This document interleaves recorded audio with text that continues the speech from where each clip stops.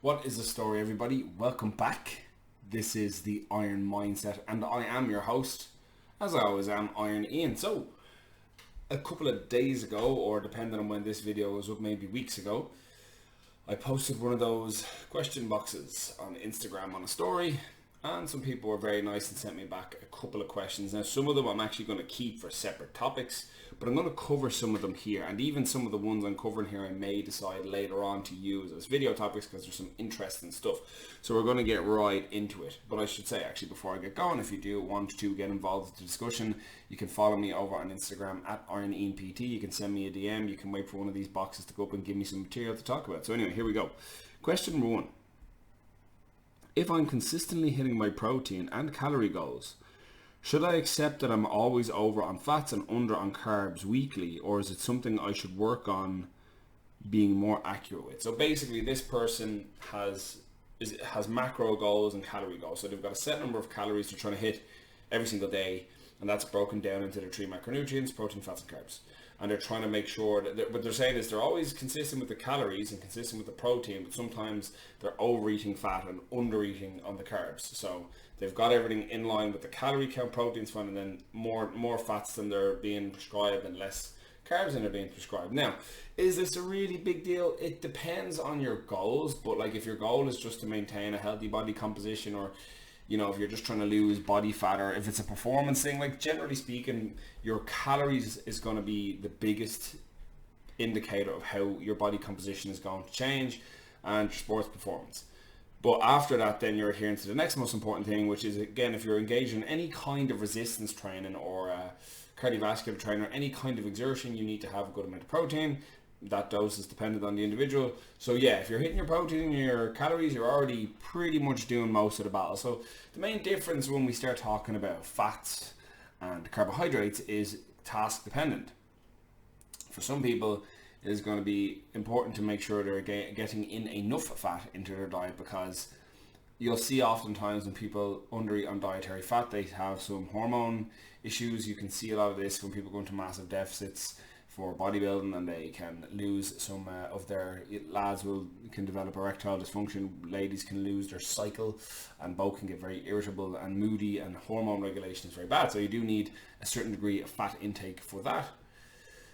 Carbs, however, are going to be very dependent on what you do. So if you're somebody who's in a hyper active job, or you are training very intensely many times per week, or especially if you're doing any endurance based training or long forms of training, then yeah, it probably would be important for you to make a priority out of those carbohydrates, as they're going to be the most efficient fuel source you're going to have for the majority of this activity. However, overall, what I would say to you is, if you are feeling fine doing what you're doing, you've got enough energy, you feel like your workouts are going well, and you're still eating a good number of carbs, like if we're talking about a difference of maybe 30 grams of carbs you're missing for the sake of getting a couple of extra grams of protein because you want to have some peanut butter or something, yeah, it's fine. I wouldn't really worry about it. Again, it depends on, is everything else going the way you want it to? Do you have enough energy during the day?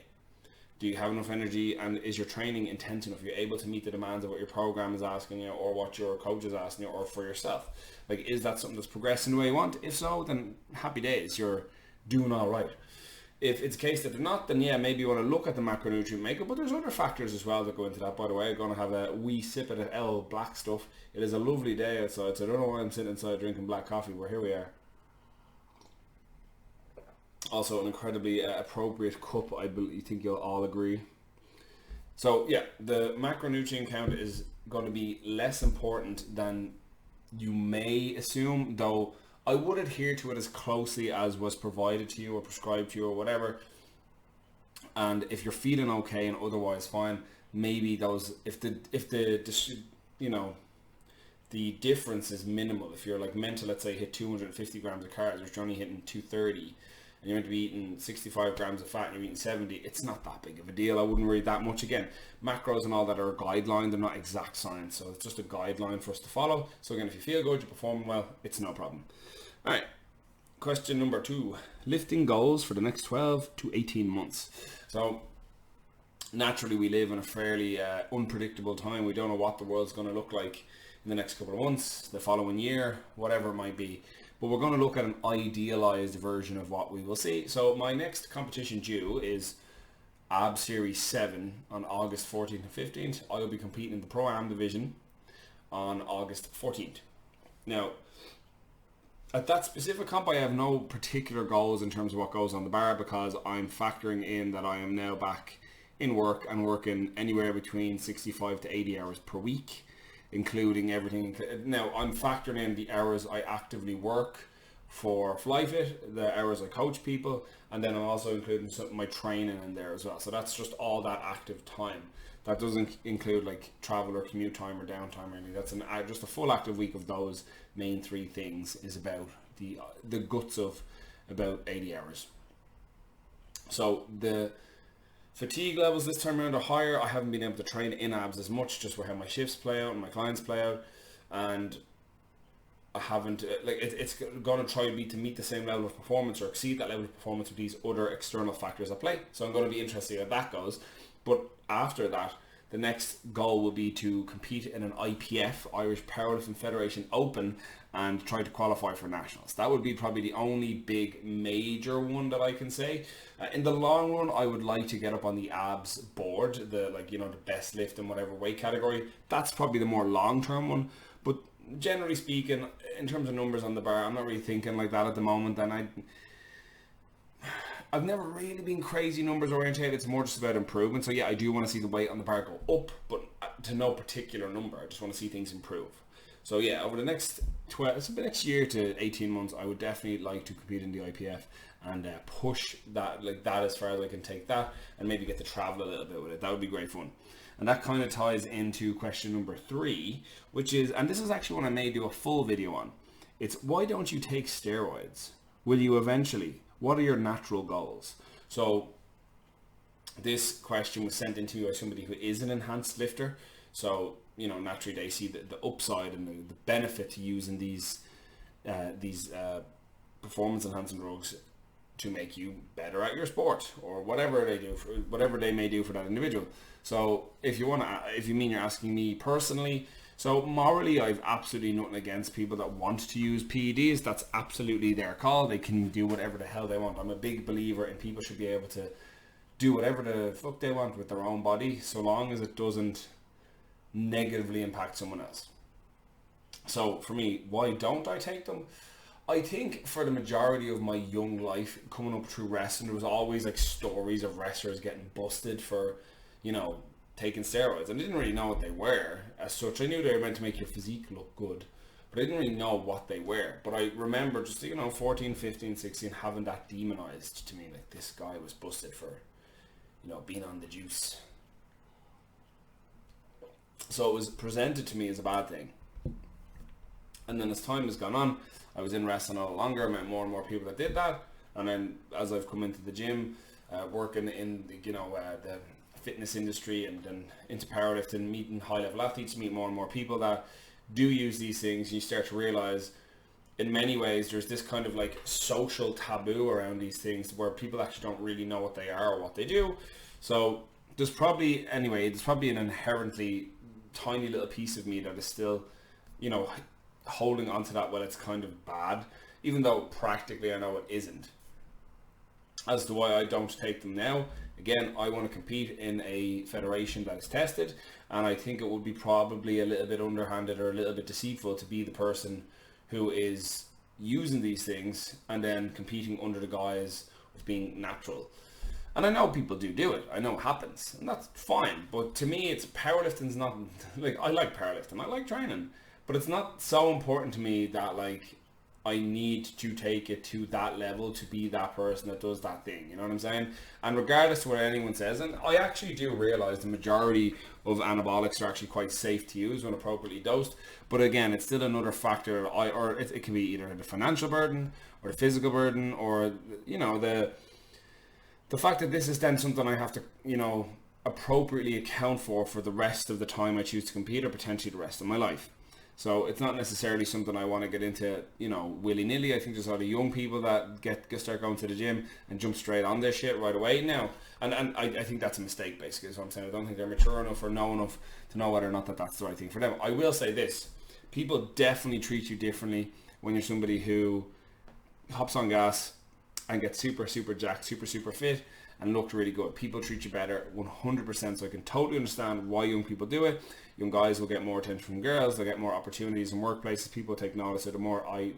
That is undeniable. I've witnessed that firsthand. So I can see the social benefits and obviously just the physical benefits. Apparently you feel stronger. You feel like you have more energy. You feel more like aggressive in that like ambitious kind of way. So it seems to have all its pluses. But again, main reason for me right now, firstly, I don't feel like I especially need to do it because I do have a firm understanding of what training is. I think a lot, and nutrition and sleep recovery, stress management, I think a lot of newer athletes get in and they use these things because, you know, they go to the gym for a year and they don't look brilliant, but all they've been doing is lifting weights, so they don't realize there's other factors and there's time that goes into it, so they think they need to hop on. Whereas I'm quite firmly grounded in what I understand my realistic expectations for growth and development are as a natural athlete and how other factors may impact my ability to progress therein. Will I eventually take them? Like, I've no plans to. Like, I've no desire to. The only reason I could realistically see myself ever doing something like that is if it were like for when I'm older, like testosterone replacement therapy or just hormone replacement therapy. Absolutely, I would prefer to have the benefits of having a healthy level of testosterone in my bloodstream and in my body than deal with the ramifications of its decline and accept the complications of taking external hormones. You know what I mean? I would rather deal with that when I'm older than deal with just, you know, the aging process in a natural way that people tend to fall apart and, you know, lads will tend to get fat and develop boobs. Yeah, I prefer not to go that route. So yeah, when I'm older, for sure, going the proper route with like TRT. But if you mean actually now going and buying illegal anabolic steroids, I have no plans to. But like, I don't like ever making glaring statements saying this is something I'll never do. I may decide I want to be a high level bodybuilder, or I may get to a level in powerlifting that would, if I wanted to go and compete at a much higher level, this is maybe something I'd have to do. So who knows what the future may hold. But as for right now, it's not something I see myself doing right this minute. It's not something I see myself doing while I am trying to promote a more holistic and health-based approach to training with the people I train with and the people I train actively as their coach. Like, I don't want to be misrepresenting the product that I'm presenting. Like, if I kind of feel like it's a bit underhanded if you're a PT and you're on gear and you don't disclose the fact that you're on gear, because you're basically roundabout way selling, you can look like me if you pay me money, but they can't, because you can't achieve that naturally. So yeah, it's a loaded topic. As I said, it may be when I do another video on, like, really delving into it a bit more. I know Clarence Kennedy, I may have mentioned before, had some really good videos up about being anti-doping with WADA in the Olympics. So that would be something I'd recommend. Just look up Clarence Kennedy anti-doping if you haven't already. Very good video. So I may come back to this in a later video. Number 4, what are your tips for managing fatigue during the peak of a powerlifting program? So peaking is interesting. Peaking, for those that don't understand, in powerlifting, generally what you do is you'll go on what's called a build, and then come close to a competition, your program changes into a peak. So your movements in the gym get way more specific to what you're going to be doing on the platform. There's a lot less variation, and usually the workload starts to taper the closer you get to the comp, so you're not as fatigued going into training, but the intensity is going to go way up. So you're going to be handling heavier and heavier weights. So specifically, how you handle the fatigue is understanding that training is still training, and it's not, you're going to be putting your 1 rep max efforts into the day, into the meet, not necessarily into the peak. Yes, you do want to have a noticeable increase on the intensity of, let's say, squats, bench and deadlift 1 day a week for that period of time approaching the comp, but you can definitely start that way more submaximal and just practice the skill of doing singles, let's say. So let's say you've got 3 sets of 1 on deadlift. That doesn't mean all of those need to be within 10 kilos, your 1 rep max. They just need to be a sub-maximal. It could be like your last warm-up or your opener attempt for a nice single, you know what I mean? So one thing I would say is manage the fatigue around it as well. So if you're on, like in abs, if we're doing squats on a Sunday, and it's our heavy squat day, everything else around that doesn't need to be crazy heavy. Especially if you're doing things percentage based, like we do the bench peak. So in the bench peak, there's a lot of volume. So I would always say to people, take whatever the number is that the calculator gives you for your percentage, and take a little bit off that. I mean anywhere between 2.5 to 7.5 kilos, maybe even more depending on how it's affecting you. Programs and templates are square pegs and you might be the circle hole. So it might not just slot in exactly right to the way you are going to proceed with this program. Especially if it's your first time running the peak program, you're way better off slightly undershooting and be able to go 9 for 9 on the day than blowing your load during the peak and be fucked on the day and have a complete performance drop off. Like, the idea is you want to be getting more and more primed to be able to cope with that intensity on the day of the meet. So the peak should not be incredibly stressful the entire duration of the 6 weeks or the 5 weeks or the 4 weeks or whatever your time to peak might be. So I would say just manage your fatigue around the things you can. So if you have a day of volume deadlifts or a volume bench, cut that intensity down, and the day you have your intensity, your heavy singles or your heavy triples or heavy fours or whatever, that does not necessarily mean that has to be near 1 rep max effort, alright? Unless things are all going really, really well. And the only other thing I could say is speak to one of your coaches. Get a coach, speak to them, explain to them what you're going through. It may not be anything to do with the program, it may not be anything to do with the peak, it might be you. Maybe your recovery capacity is shit, or you need to look at what you're doing outside the gym, or it's just your first time doing it, so it's really tough. It does get easier the more you do it though, that's my experience. So hope that helps with that. So the next 2 questions are just kind of bullshitty questions that were funny. How do I grow a beard like yours? Can't remember who asked it. Have adequate levels of testosterone as a male, and typically you will grow facial hair. If you don't, sorry, there's not a whole pile I can do to help you. But if you do, what you do is you just don't shave for several weeks, and then when you do start to shave, you try to just shave these pieces. But don't do what I do where you fuck it up and they're about a little uneven, because you're left-handed and you tend to rush through doing one side and the other. For the longest time, I actually didn't have a beard. I've been able to grow a beard since my final year in primary school. And I only start shaving. I stopped shaving it regularly. I'd always have like a little bit of fluff, and then I think around 2013, 2014, I started letting it grow in the odd time. Yeah, it's nice. It's nice to have the ability to grow, but it does take a little bit of maintenance. So they're not all that cracked up to be, though they do tend to frame the face well. Though this is the part people tend to fuck up. You'll see lads shave all the way up around their jawline. Just have all this skin underneath. Does not look good. Number 6. Do you ever buy coffee? This is from one of the girls I work with who is becoming aware of the fact that I very, very rarely buy my own coffees in work. I have a myriad of people that bring me my coffees. That's the way it should be, and trust me, listen, it's tough being at the top, but it is what it is. You're all fueling a great cause, and I will continue to reciprocate in kind with my knowledge, wise words, and good looks. Alright, number 7. So this was from a client of mine, and it's going to require a little bit of context. So I'm going to read out the questions she sent into the little question box, but she followed this up with a DM. So the question is, why shouldn't women train the same as men? So that was the question in the question box. And then what she DM'd me was, I heard that being said on the radio, just as I was about to go into the gym, and it really annoyed me. Like, why not? Aren't I technically training the same as a man, doing the power lifts and accessories to match? They also said women shouldn't eat the same way men do. I get there's more important vitamins and minerals each sex has to get, but at the end of the day, doesn't it just come down to macros? So, a bit more of a loaded topic, and again, one I may come back to in the future to do a full video on, but I'll give you some abridged information here, and we'll do the best to answer this nice girl's question, because she was nice enough to send it in to us, and obviously she's a little bit triggered. So firstly, on the radio, they have clowns and schmucks, and I think the only real form of exercise is running or swimming. That's all they know how to do. They think going to the gym is sitting on the machines and just doing a bit of this, or a few of those, you know what I mean? Or just get a dumbbell and do a few of these.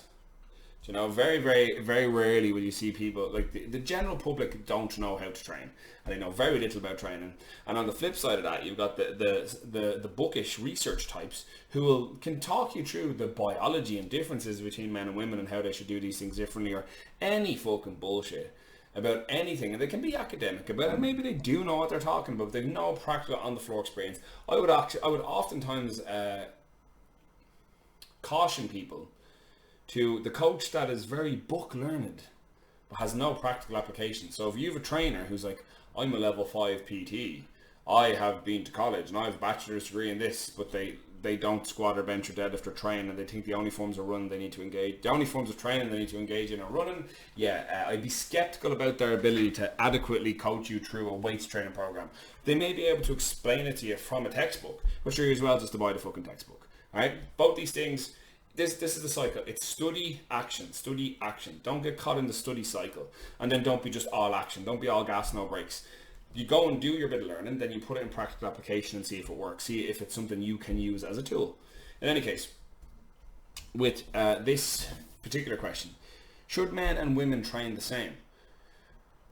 Well, I'm going to be a bit of an asshole with the answer. No two people should necessarily train exactly the same. Be the man, woman, adult, child, whatever.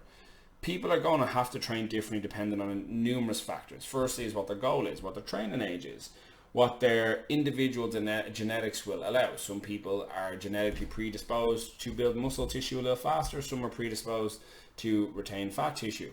Now again, understand everyone still responds to, calorie deficit and training. It just works.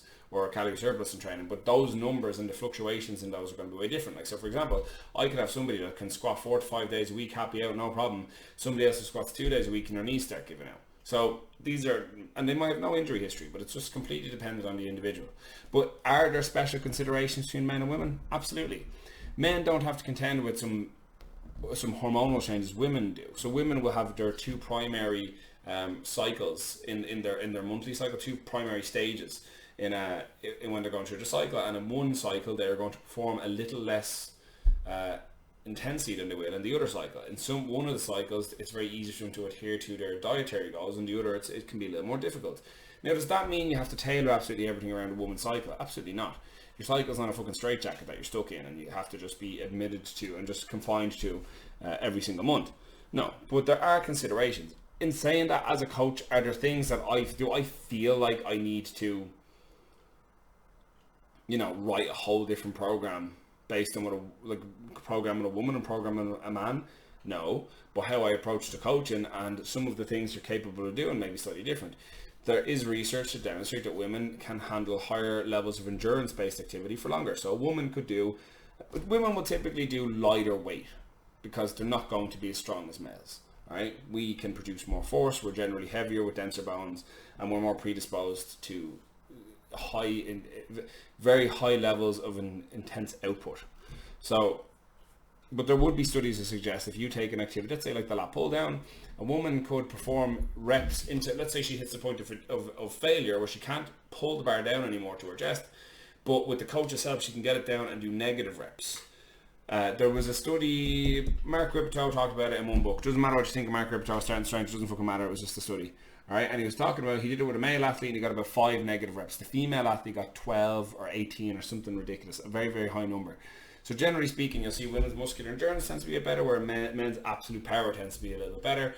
So usually you have to temper males when it comes to like doing like heavy singles or triples, whereas women, they'll usually be able to adhere to the same level of technical proficiency through all the reps, whereas the males, depending on the load and how much power they're generating, that you'll see a significant drop off in their execution between rep 1 and rep 3.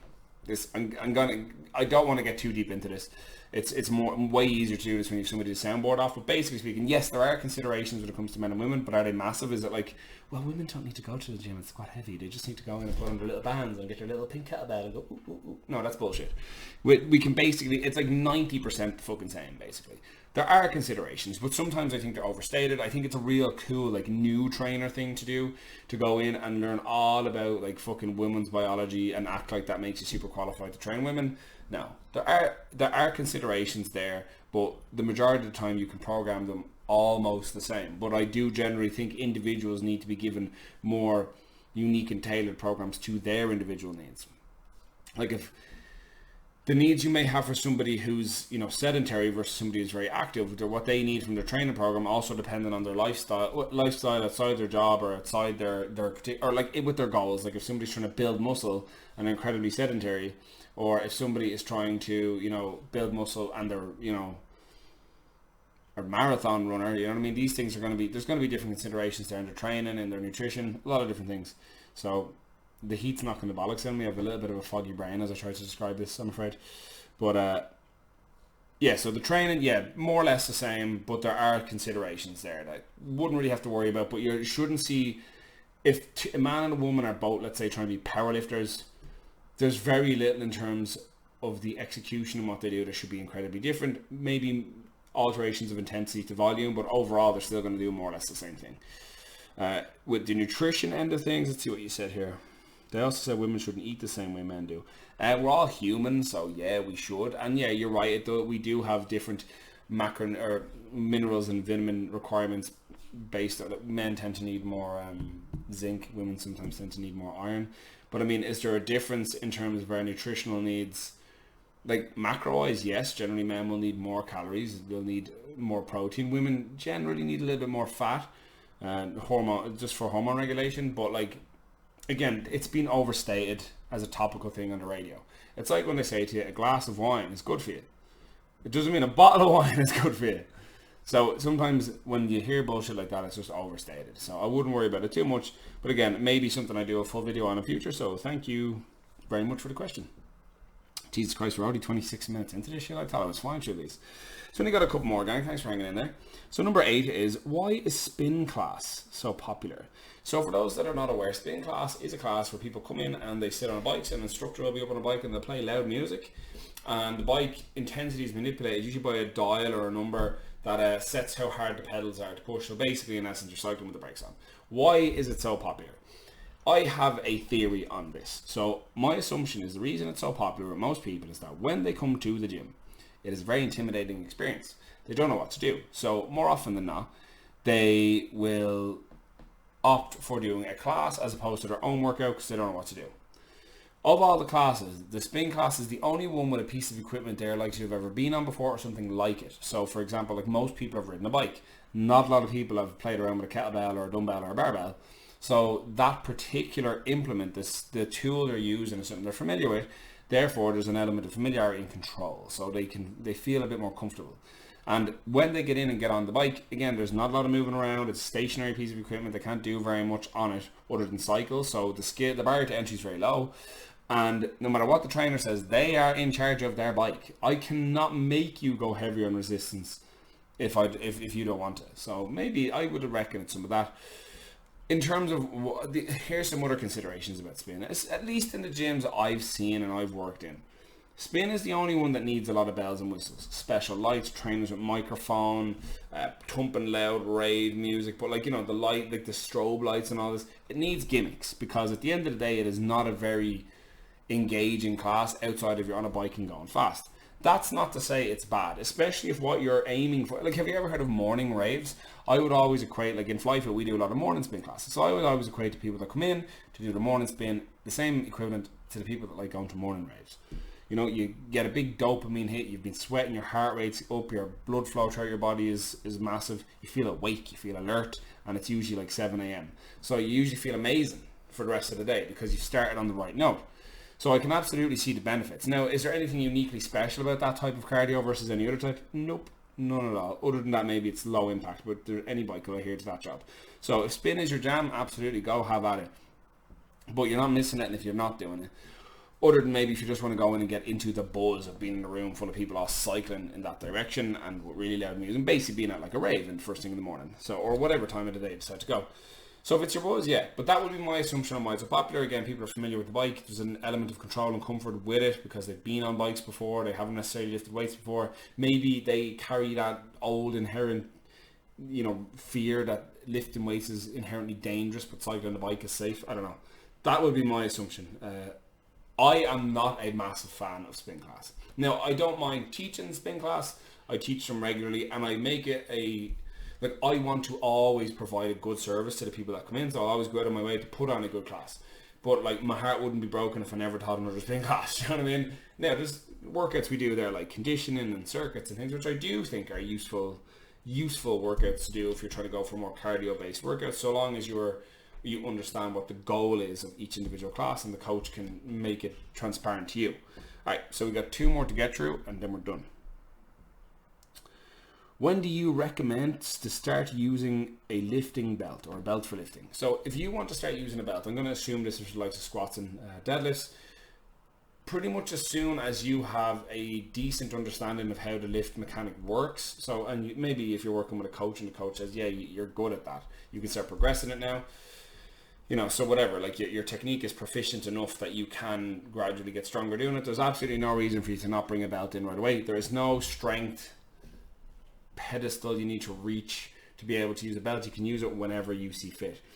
A few pieces that I will say in this. Some people assume that using a belt means you've got a weak core, you're going to weaken your core. It's actually the opposite.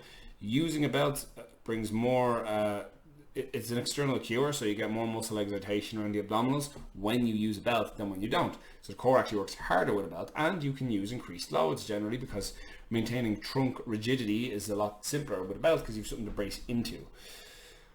If you are going to buy a belt, buy a good one. If you buy a cheap one, you'll end up buying another one. So if you buy cheap, you buy twice. So I would recommend getting a decent one from the word go. So like Strength Shop, SPD, A7, wherever you want to go. Maybe try your mate's one if they've got one and see what you think of that. And then lastly, you don't need to be a powerlifter to use a belt. They're just a good piece of gym equipment to have. It's the same with knee sleeves, wrist wraps, whatever. You can use whatever the hell you want. And it's not a bad idea because these things can aid your training and help you get stronger, fitter, faster, better looking. You don't need them. You don't need any of it. So if you don't want it, fair enough. But it's not this like macho thing to be like, well, I don't need a belt. Fair enough. But it's no harm to have one. Alright? So if you want one, get one. If you don't, more fucking power to you. Alright, very last one is, would you ever have other trainers on your channel with you? So here on this channel, yeah, absolutely. But as you can see, I use a very small webcam, so we would be like right in on top of each other to fit on the screen. So maybe if there was a good way for me to do it or get better setup, something similar. If you watched recently, Mario posted the Motion Masters podcast on YouTube. I was the first guest. That setup was very good. So something like that would be more ideal for this, for what you're asking for, like the trainers sit down together and maybe have a discussion. That would be more the setup I think you're thinking of. So I would, if you haven't already, click over or look at Motion Masters Iron Ian on YouTube, and I'm sure it'll come up. And make sure you subscribe to his channel and like the video. We sit down and have about a 45-minute discussion about all things related to strength. A couple of his clients sent in a couple of questions related to strength. So I would look at that.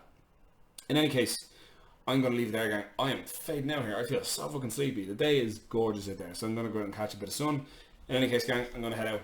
Again, Iron Ian PT, at Iron Ian PT, that's on, well, you're here with me on YouTube, that's on Instagram. I do have a Twitter page I post on occasionally, so you're going to hit me up over there. I'm going to get out of here, gang. Have a good one, have a lovely day, hopefully you're getting some sunshine.